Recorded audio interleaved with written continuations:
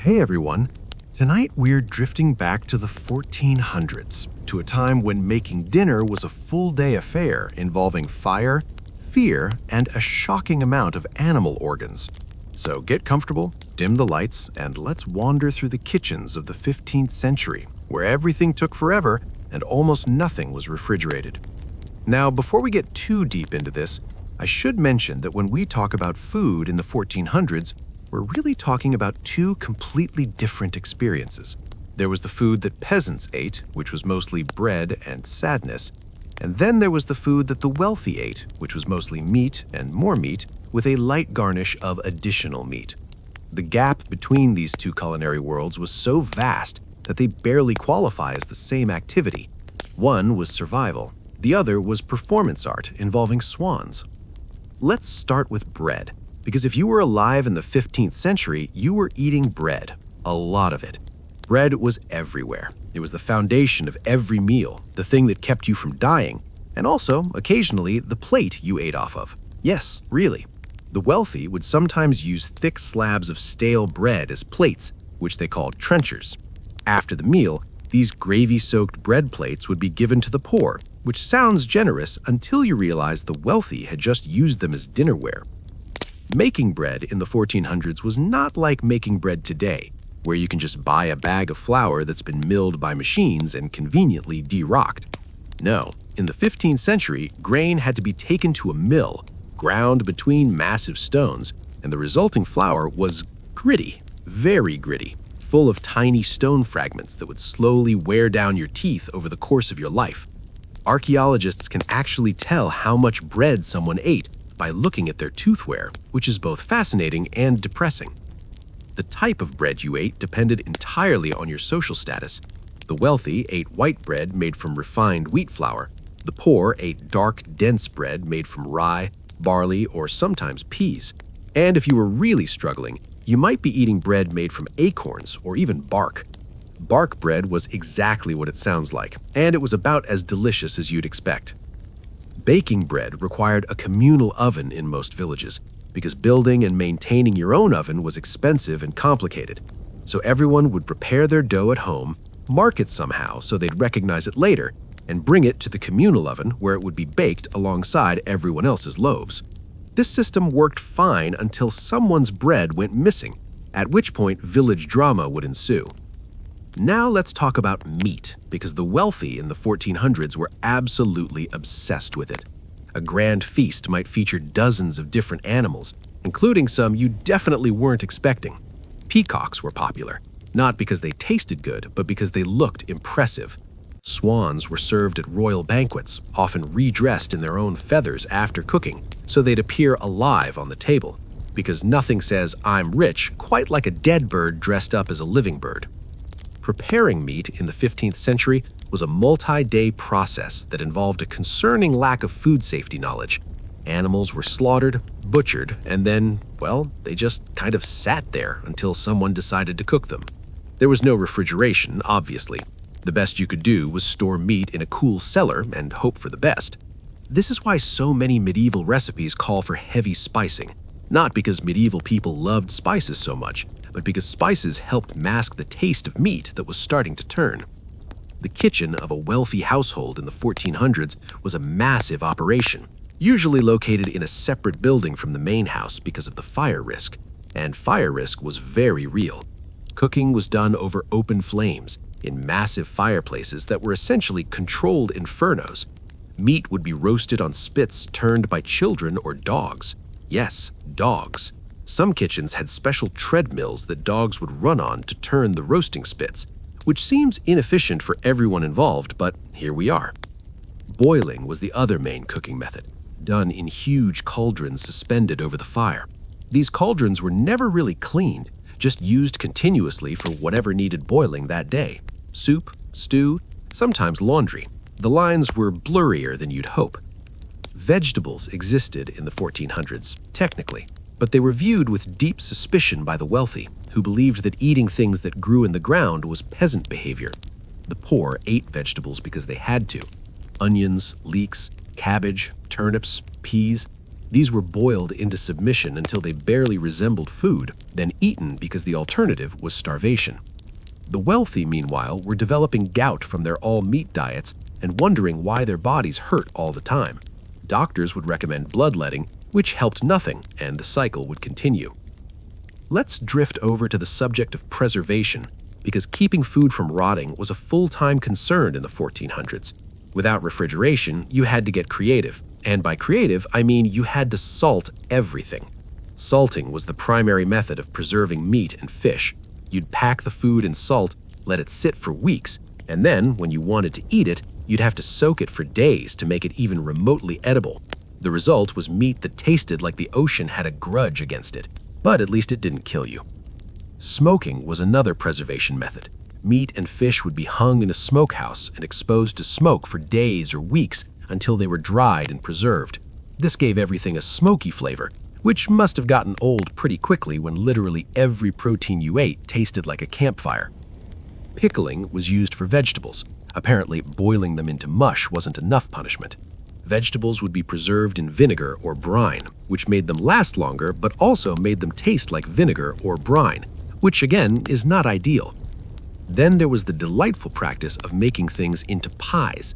And I don't mean pies as we think of them today. Medieval pies were often just a way to preserve cooked meat in a thick pastry crust that was more structural than edible.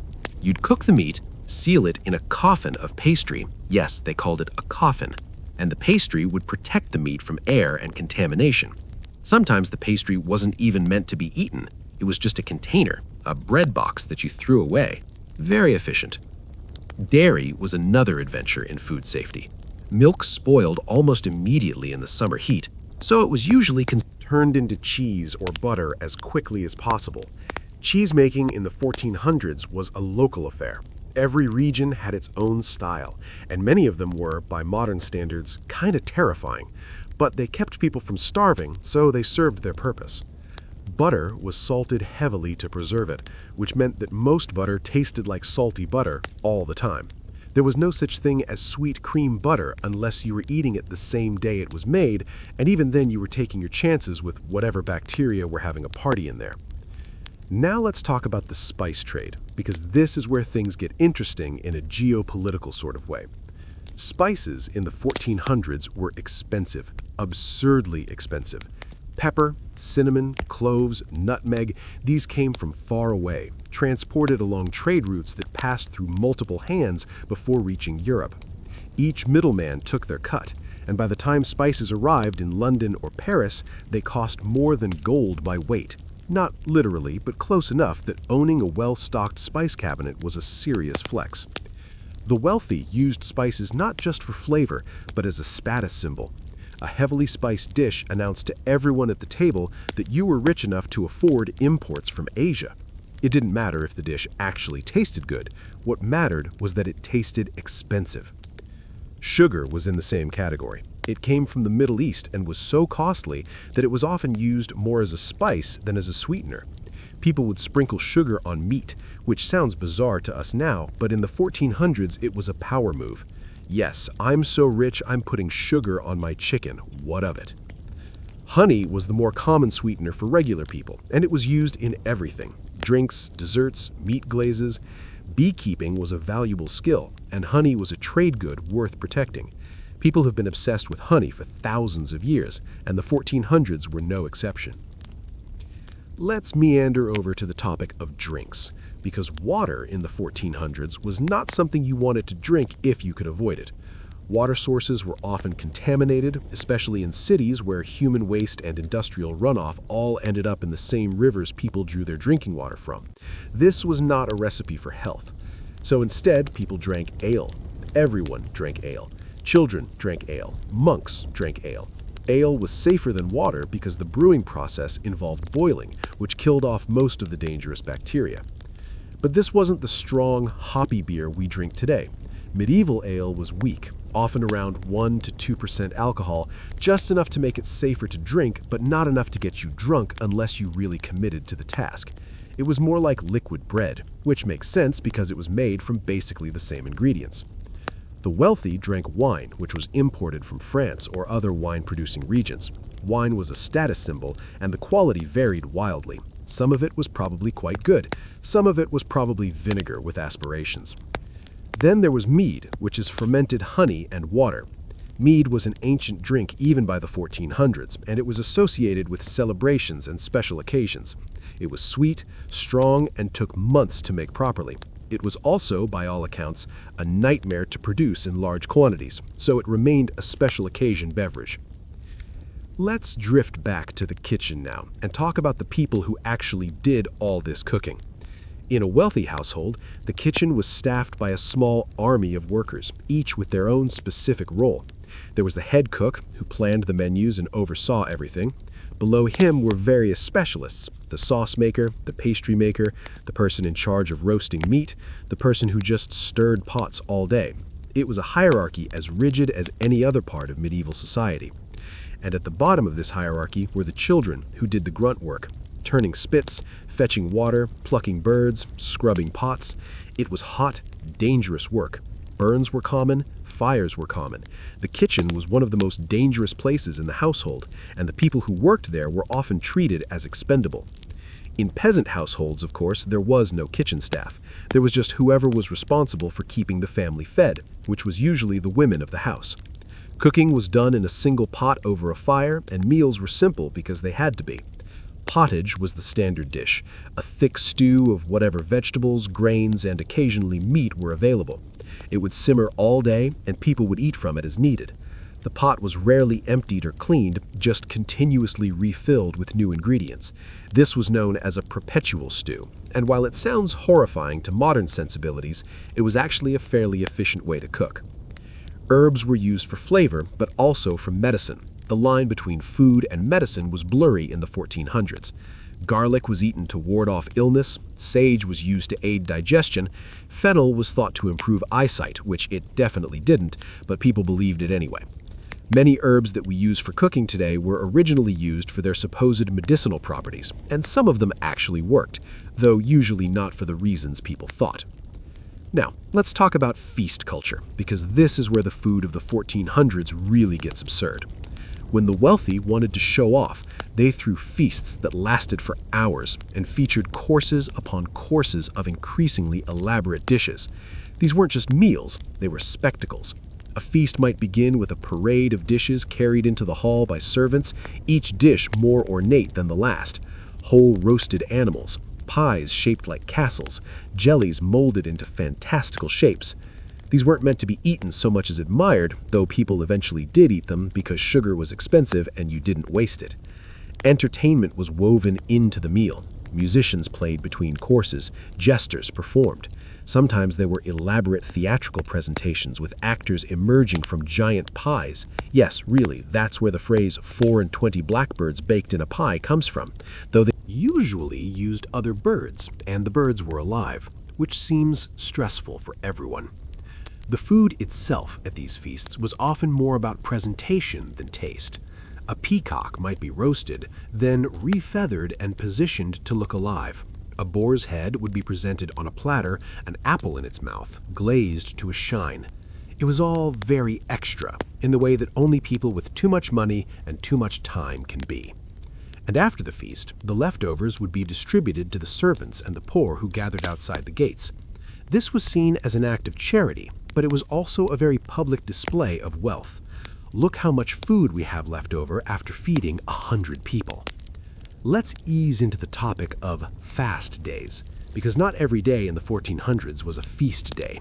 The Catholic Church, which dominated European life, mandated that certain days were fast days when eating meat was forbidden. This included Fridays, all of Lent, and various other holy days scattered throughout the year. In total, about a third of the year was meatless for observant Christians. On fast days, people ate fish instead. And when I say fish, I mean a lot of creative definitions of fish. The church had rules about what counted as meat, and people exploited every loophole. Beavers were classified as fish because they lived in water and had scaly tails. Barnacle geese were considered fish because people believed they hatched from barnacles that grew on driftwood. This is not how biology works, but it meant you could eat goose on Fridays, so people went with it. Fish was preserved by salting or drying, and salt fish became a major trade commodity. Cod, herring, and stockfish, dried cod beaten until it was soft enough to eat, were staples of the fast day diet. They were not delicious. They were nutritious, and they kept you from starving, which is really all you could ask for. The wealthy, of course, found ways to make fast days luxurious. They'd have elaborate fish dishes prepared with expensive spices and sauces. They'd eat eel pies and lamprey stews and sturgeon roasted with exotic seasonings.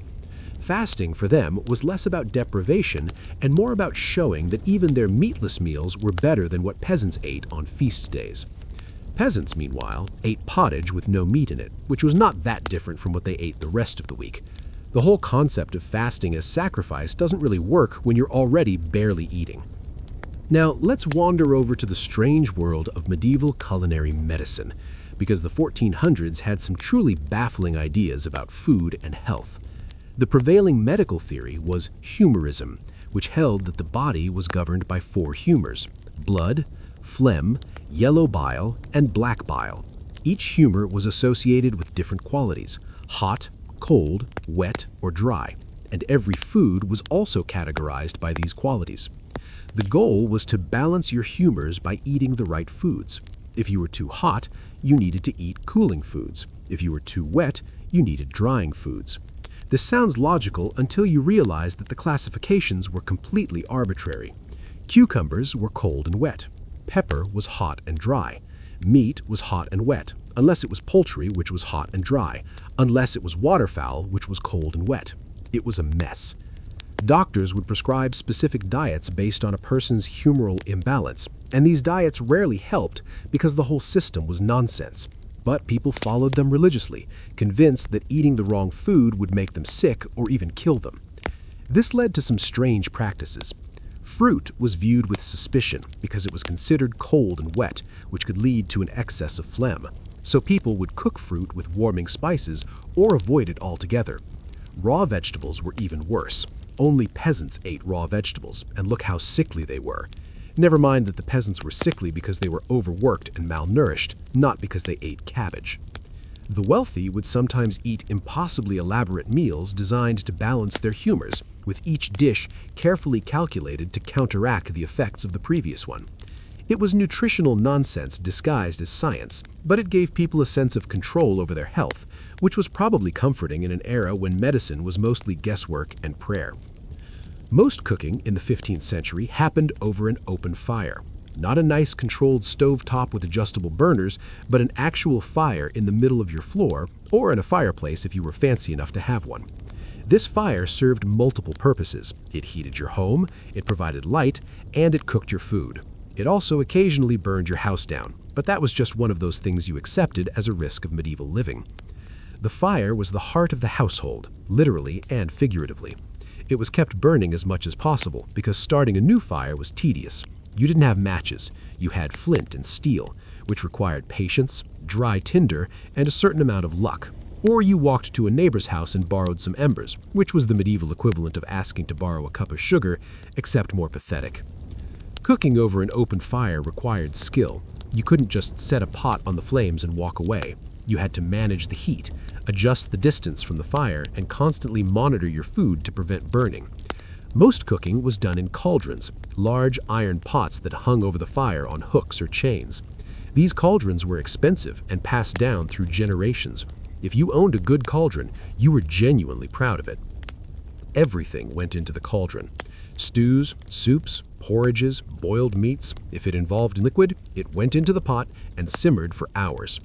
This method of cooking was practical because it required minimal attention once everything was in the pot. You could go about your day, occasionally stirring, occasionally adding water, and by evening you'd have something edible. Roasting was done on spits, long metal or wooden rods that held meat over the fire. Someone, usually a servant or a child, had to turn the spit constantly to ensure even cooking. This was hot, tedious work. You stood by the fire for hours, rotating meat, sweating, and occasionally getting burned by flying sparks. If you were wealthy, you might have a spit jack, a mechanical device that turned the spit automatically using a weight or a small dog running in a wheel.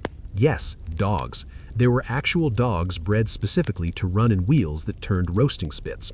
They were called turnspit dogs, and they were small, long-bodied animals that spent their days running in place while meat cooked. This seems cruel by modern standards, and it absolutely was, but in the 15th century it was considered innovative labor-saving technology. Baking, as we discussed, was usually done in communal ovens, but wealthy households had their own brick ovens. These were large dome-shaped structures where you built a fire inside to heat the bricks, then raked out the coals and put your bread or pies in to bake using the residual heat. It was an art form. Too hot and your bread burned. Too cool and it didn't cook through. You learned by experience, which meant you ruined a lot of loaves before you got it right. Frying was less common because it required fat, and fat was valuable. You didn't waste it on cooking methods when boiling or roasting would do. But when frying did happen, it was done in shallow pans over the fire. Fritters, pancakes, eggs, these were fried in lard or butter, and they were delicious precisely because fat was such a luxury. Let's talk about the kitchens themselves, because They varied wildly depending on your social class. A peasant's kitchen was usually just one room where cooking, eating, and sleeping all happened. The fire was in the center of the room with a hole in the roof to let smoke escape, sometimes. Often the room was just perpetually smoky and everyone's eyes watered constantly and everything smelled like wood smoke forever. A wealthy household had a separate kitchen, often in a different building to reduce the risk of fire. These kitchens were large, with multiple hearths, brick ovens, and an army of servants to manage the cooking. The lord and lady never set foot in the kitchen. They had no idea how their food was made, and they didn't want to know. The kitchen was hot, chaotic, and filled with people shouting at each other while juggling boiling pots. The head cook in a wealthy household was a person of importance. They planned menus, managed supplies, and supervised staff. They had access to expensive ingredients and the authority to discipline anyone who burned the sauce. Being a head cook was a prestigious position, assuming you didn't mind the constant stress and the very real possibility of being blamed if the lord got food poisoning. Servants did the actual work. They fetched water, which had to be carried from wells or rivers. They hauled firewood. They plucked chickens, gutted fish, kneaded dough, and scrubbed cauldrons. It was back-breaking labor, and it never stopped. Food had to be prepared constantly because there were no leftovers, or rather, leftovers were eaten immediately by servants or given to the poor. Water was a constant concern.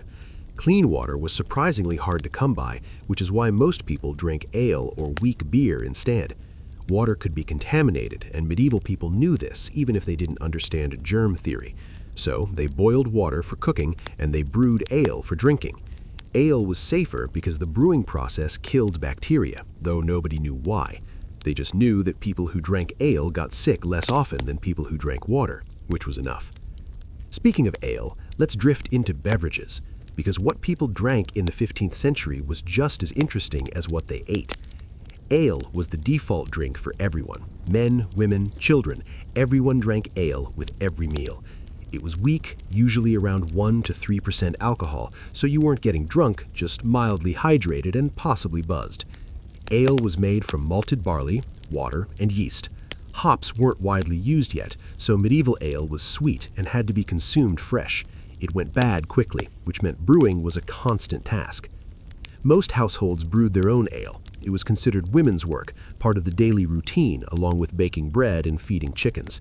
Professional brewers, called alewives, sold ale to those who didn't brew at home. These women were often viewed with suspicion, partly because brewing seemed like alchemy, and partly because men are predictable. Alewives were sometimes accused of witchcraft, because of course they were. Beer made with hops was starting to become popular in the 15th century. Hops acted as a preservative, which meant beer lasted longer than ale. This was revolutionary. You could brew a large batch and store it, which made beer more economical. The English resisted hops for a while, insisting that real ale didn't need them, but eventually practicality won out.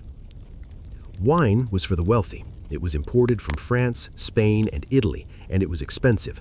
Only the rich drank wine regularly, and they drank a lot of it. Wine was a status symbol. The more you served, the wealthier you appeared. Medieval nobles had cellars stocked with hundreds of barrels of wine, and they worked their way through it with impressive dedication. Wine came in different qualities. The best was reserved for the Lord's table. The worst, called pinard, was given to servants. This was thin, sour wine that had been watered down or was on the verge of turning to vinegar. It was still better than water, allegedly. Mead, made from fermented honey, was an ancient drink that was still consumed in the 15th century. It was sweet, strong, and expensive because honey was expensive.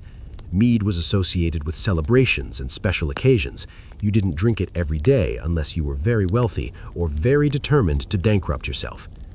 Cider was common in areas where apples grew abundantly. It was made by pressing apples and fermenting the juice. Like ale, it went bad quickly, so it was made and consumed seasonally. Cider was particularly popular in England and Normandy, where apple orchards were common. Milk, as I mentioned, was rarely drunk fresh by adults. It was considered a children's drink and somewhat suspect for grown men and women. The exceptions were buttermilk and whey, the byproducts of making butter and cheese. These were thin, sour, and not particularly appealing, but they were drinkable and provided some nutrition. Now let's drift into the more elaborate world of medieval feasting, because if you were wealthy, eating wasn't just about sustenance, it was about showing off.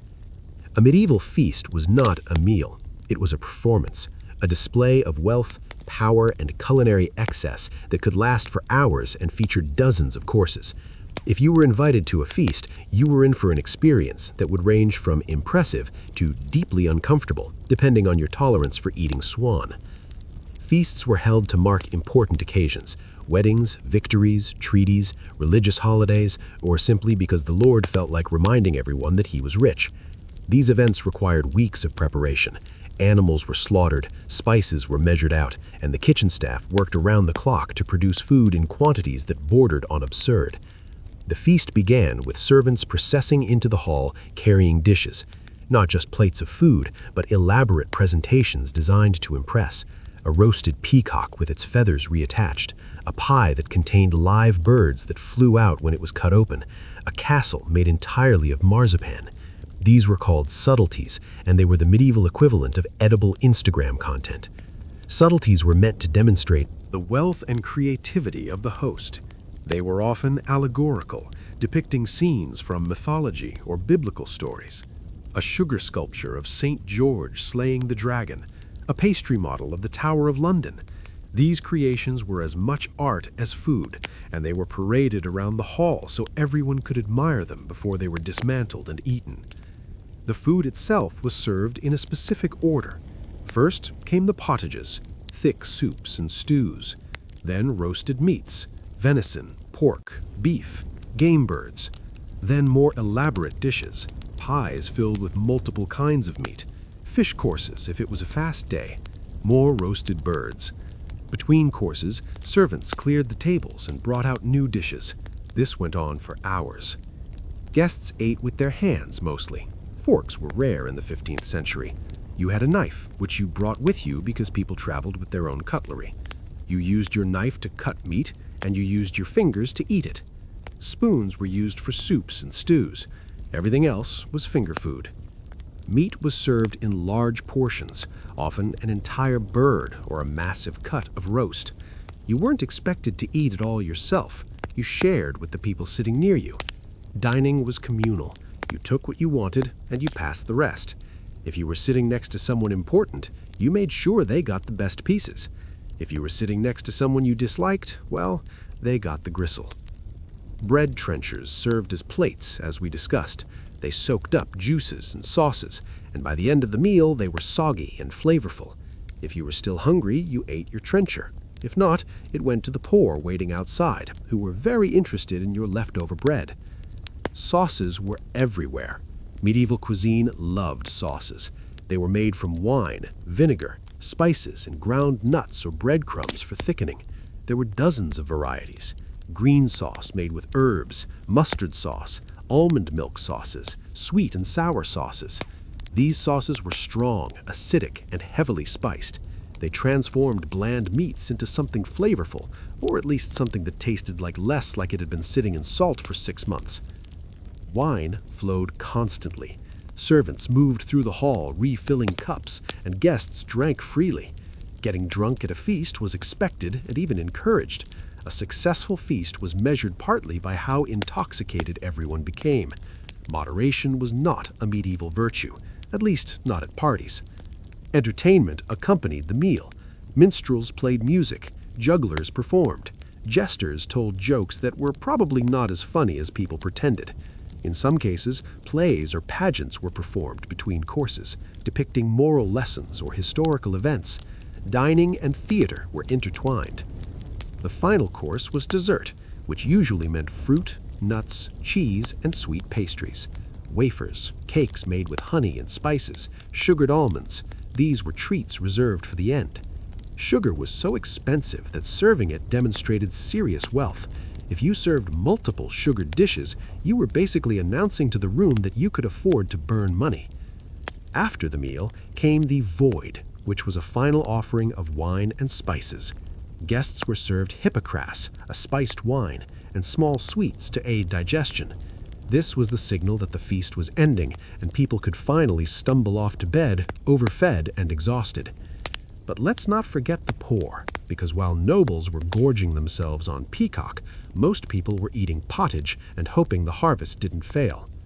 The peasant diet was monotonous and precarious. It revolved around grains, barley, rye, oats, made into bread or porridge. Pottage was the daily meal, a thick stew of peas, beans, onions, and whatever vegetables were available.